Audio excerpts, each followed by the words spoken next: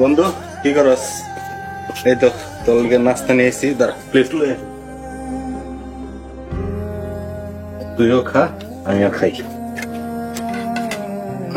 আমি খাবো না। খাবি না মানে?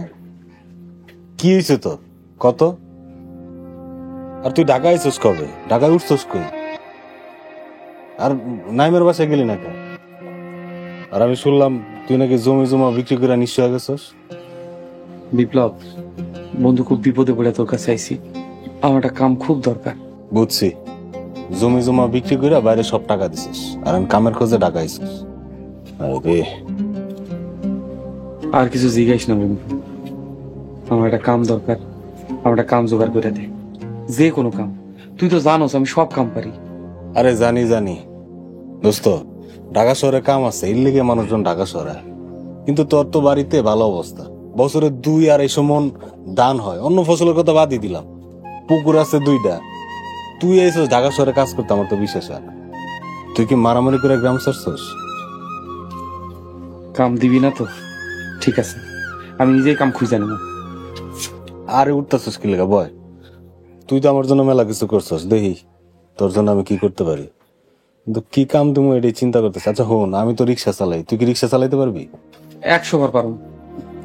তুই তো রাস্তাঘাট চিনস না। অবশ্য ঢাকা শহরের সব জায়গায় তো গাড়ি চালাবি না, যেটুকু এর ভিতরে চালাবি একদিন তোরে ঘুরাইলে তুই চিনা ফেলাবি, চিনবি না? খুব উপকার হইব বন্ধু। আচ্ছা হই বলিস, নাস্তা কর।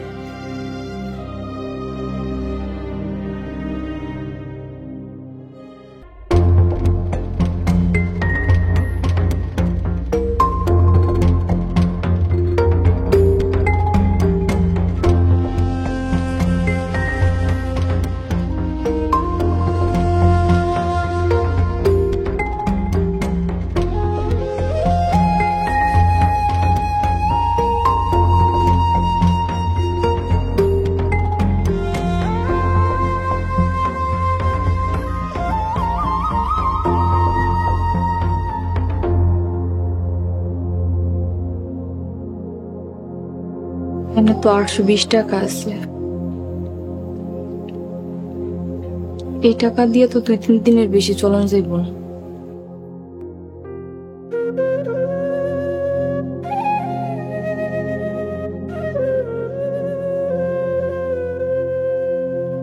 আপনার কাঙ্ক্ষিত নাম্বারটি এই মুহূর্তে সংযোগ প্রদান করা ফাতেমা, তুই এখনো ঘুমাস নাই? বেলা রাত হয়েছে তো, ঘুমাস নাই কেন মা? আমার ঘুমাইতে একটু দেরি হইব, তুমি ঘুমায় যাও। আচ্ছা ঠিক আছে, তাড়াতাড়ি ঘুমাইতে আয়।